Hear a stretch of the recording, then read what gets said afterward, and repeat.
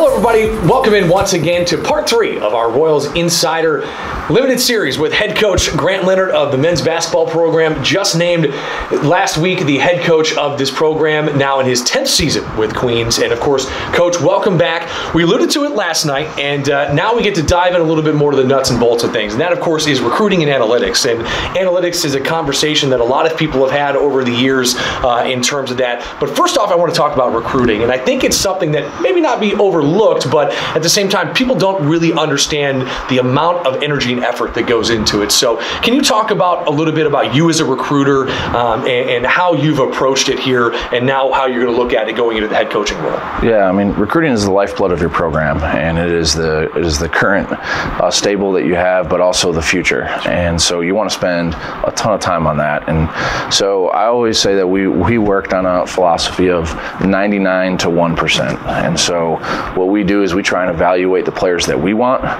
and we want to spend 99% of the time recruiting them.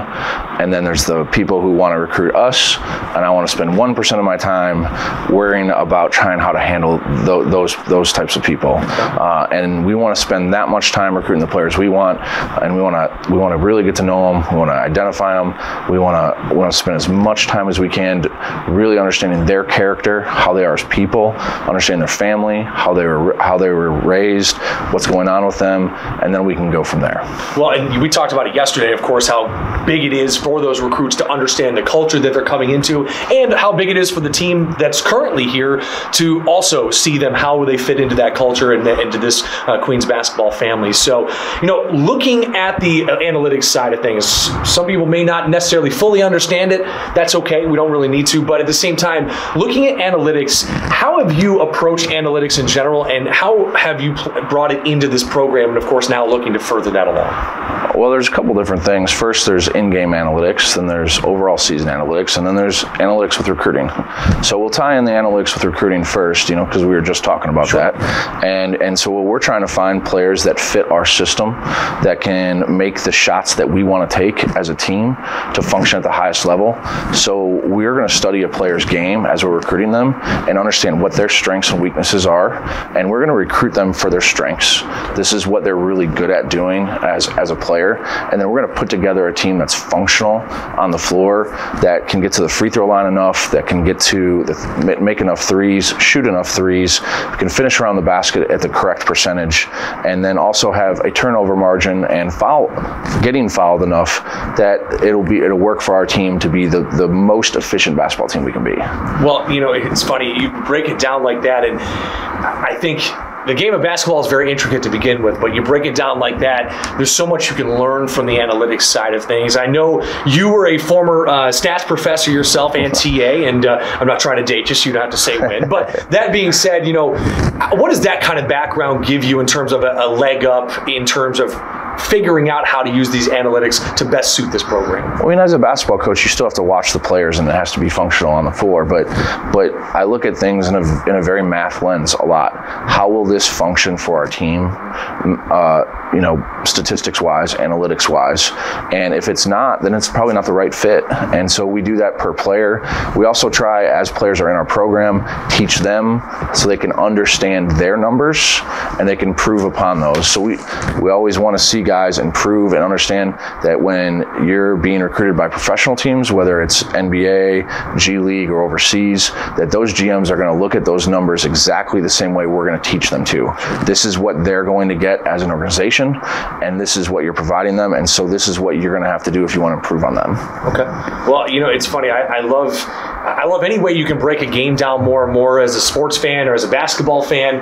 It's always nice to be able to kind of root around in there and, like you said, kind of find storylines that other coaching staffs may not be able to find just by breaking down all the data. Now, I know it's time consuming, that's for sure, because there's a lot of data to break down. But that being said, you have had a lot of help around you to help you out looking at that, not just here in the locker room and, of course, in the coaching staff, but at home as well. Your father, an engineer, your wife is a math teacher. here. How big has your family played a role into your use of analytics? And of course, do you ever bounce anything off of them?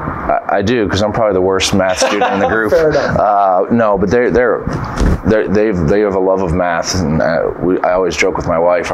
We got married during COVID, so we didn't really have a big wedding, but our hashtag would have been Math Nerds Unite. And but I think we all look at things the same way. Like there's people who look at things, in writing and words, and there's some people who look at them in numbers, and we just happen to be a family of numbers. Well, a family of numbers can go a long way, especially in this sport of basketball. And just a side note, I got married during COVID too. I feel your pain on that one. That being said, just going back to quickly touch on it here, looking ahead into the future now, we're going to talk about this team and what your plans are for the future. But now that we're on the subject of analytics and recruiting, what is it that you really plan to kind of ratchet up here over these next couple of months, and then obviously moving into next season? Yeah, the entire offseason for us is all about development. And so we'll start by breaking down their games and how exactly they went this year, both film-wise and analytically, and we'll have them study that, and then also how they handled their day-to-day, and whether that starts with class, but as it goes to the court. And we're going to try and find ways that they can improve in multiple areas, and we're going to spend the next 5-6 months just working on their improvement, and that's what we're focused on, just development for them. Well, you talk about development, and that's interesting, because it's one thing for you as a coaching staff to use the analytics, but it's also another to break it down with the athlete in general. How have you found that that's helped these guys in terms of developing their own game? I think it's eye-opening. Guys don't understand, like, oh, I can drive to my right hand, and I drive to my right hand 85% of the time versus 15% of the time to my left, but I score 1.2 points per possession going to my right and 0.6 going to my left. And how can we work on, balancing those out so that you can be harder to scout and teams can't take away your strengths?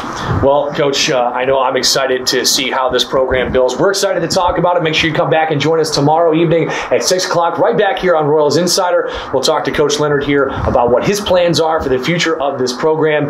Coach, I know as Michael Jordan once said, the roof is the ceiling for this program that you guys explode on into next season. But that being said, very excited to talk to see what your plans are here for the future. And I appreciate the stats lesson as well. I feel smarter leaving this, so I appreciate that. For Coach Grant Leonard, I'm Mike Leonard. We'll see you back here tomorrow on Royals Insider.